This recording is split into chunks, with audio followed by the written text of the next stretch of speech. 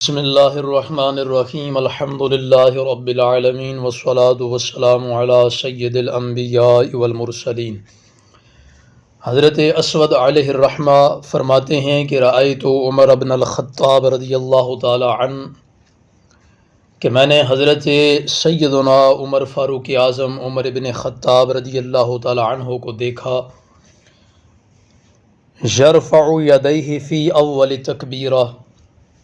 کہ آپ نماز میں پہلی تکبیر کے وقت اپنے ہاتھ اٹھاتے،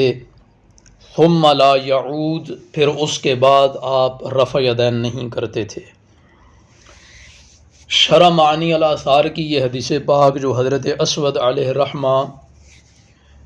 حضرت امیر المؤمنین خلیفۃ المسلمین سیدنا عمر فاروق اعظم رضی اللہ تعالی عنہ کا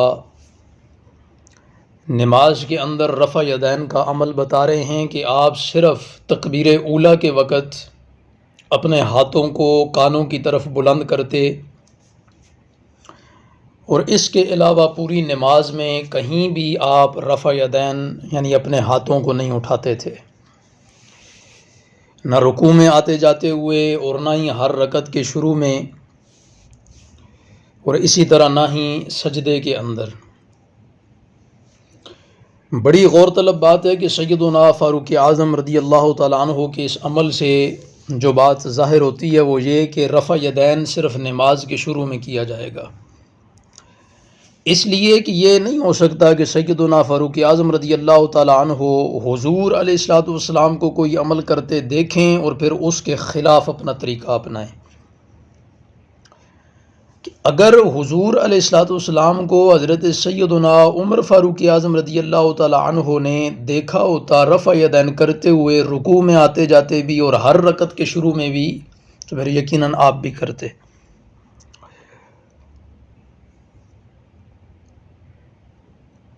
اور یہ بھی نہیں ہو سکتا کہ صحابہ کرام رضوان اللہ تعالیٰ علیہم اجمعین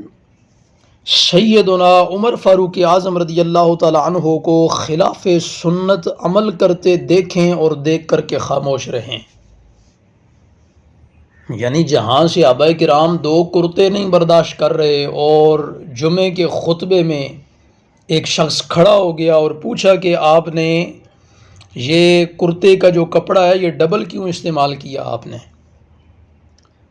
تو ایک بندہ اگر چاہے وہ خلیفۃ المسلمین ہی کیوں نہ ہو، امیر المؤمنین ہی کیوں نہ ہو، خلاف سنت عمل کرے تو صحابہ کرام رضوان اللہ تعالیٰ علیہ مجمعین کی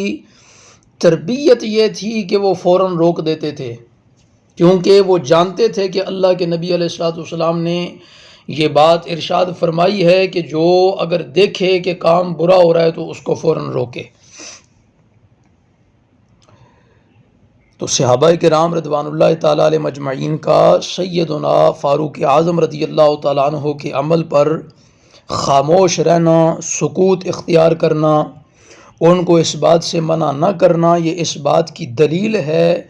کہ تکبیرہ اولیٰ کے علاوہ رفع یدین،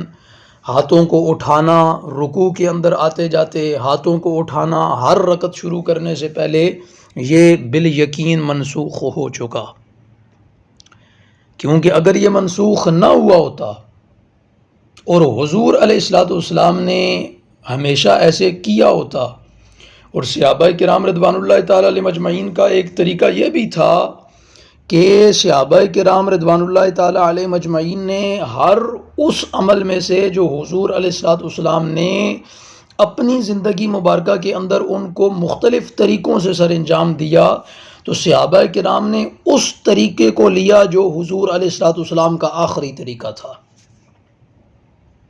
یعنی کوئی بھی ایسا عمل جو حضور نبی رحمت علیہ الصلوۃ والسلام نے سر انجام دیا لیکن اس کا انداز مختلف تھا،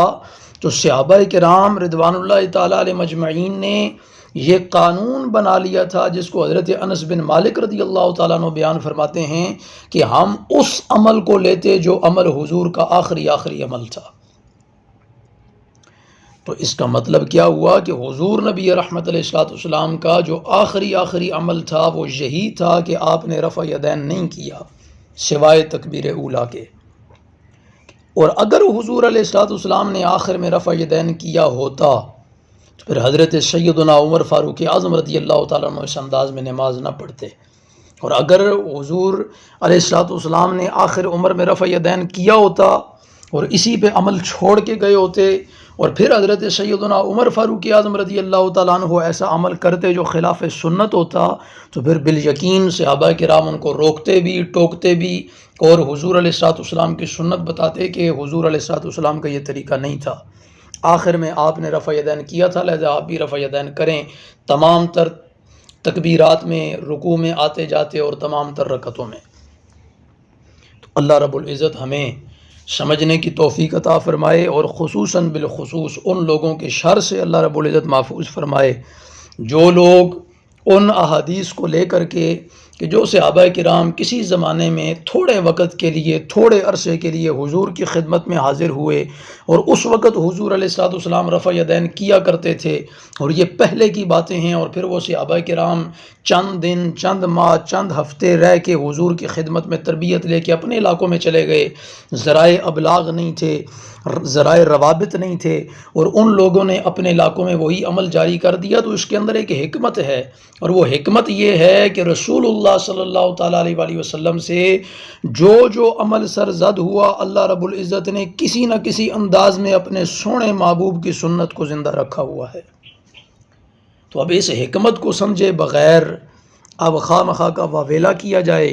کہ جو رفع یدین نہیں کرتے یہ خلاف سنت کرتے ہیں، اور ان کی نماز ہی نہیں ہے، ان کی نماز قادیانیوں کا طریقہ ہے، تو اگر یہ اس انداز میں بات کریں تو پھر ہم یہ کہہ سکتے ہیں کہ یہ جو تم ہاتھ سینے پہ باندھتے ہو مرد حضرات،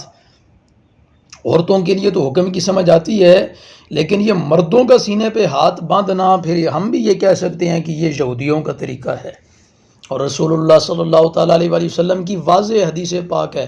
یوم عاشورہ کے روزے کے حوالے سے کہ یہودی ایک دن کا روزہ رکھتے ہیں، تم ان کی مشابہت اختیار نہ کرو، تم 2 روزے رکھو۔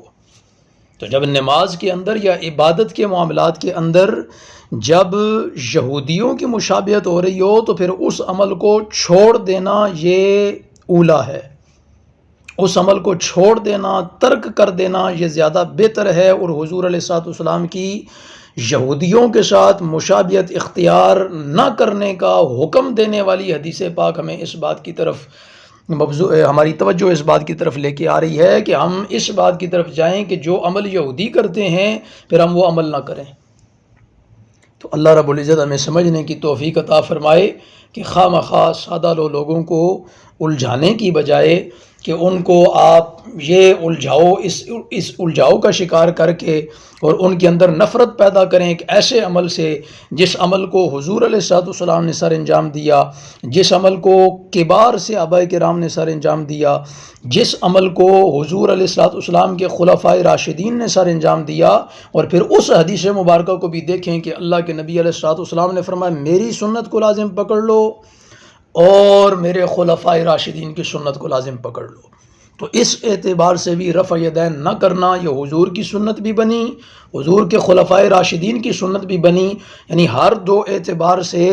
یہ ہمارے لیے بہترین سنت ہے کہ ہم صرف تکبیر اولیٰ کے وقت رفع یدین ہاتھوں کو اٹھاتے ہیں، رفع یدین کرتے ہیں، اور اس کے بعد ہم کسی رکعت کے شروع میں یا رکوع میں آتے جاتے رفع یدین نہیں کرتے۔ تو یہاں بہت ساری احادیث مبارکہ ہمیں مل جاتی ہیں کہ جن پر ہم عمل کر رہے ہیں۔ اللہ رب العزت ان فتنہ پرور لوگوں کو جو سادہ عوام کو گمراہ کرنے کی کوشش کرتے ہیں، لبادہ انہوں نے قرآن و سنت کا اوڑھ رکھا ہے، لبادہ انہوں نے حدیث کا اوڑھ رکھا ہے کہ ہم قرآن و سنت والے ہیں، ہم اہل حدیث ہیں، ہم حدیث کو بیان کرتے ہیں، جبکہ وہ ایک حدیث پکڑتے ہیں، اور حقیقت ان کی یہ ہے کہ اس ایک حدیث کو پکڑ کے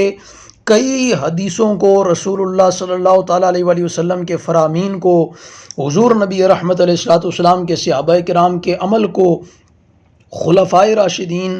رضوان اللہ تعالیٰ علیہ مجمعین کے عمل کو وہ روندتے ہوئے چلے جاتے ہیں، احادیث کو روندتے ہوئے چلے جاتے ہیں، اور یہ سراسر یہ بات ہے کہ ان کا یہ عمل ان کو انکار حدیث کی طرف لے کے جاتا ہے، اور انکار حدیث بہت بڑا فتنہ ہے۔ اللہ رب العزت ہمیں اس فتنے سے محفوظ فرمائے، اور اپنی نمازیں حضور علیہ الصلوۃ والسلام کے طریقہ پر اور حضور نبی رحمت علیہ الصلوۃ والسلام کے خلفائے راشدین کے طریقہ پر اپنی نمازوں کو درست کرنے کی اللہ رب العزت ہمیں توفیق عطا فرمائے۔ اور جو لوگ کرتے ہیں رفع یدین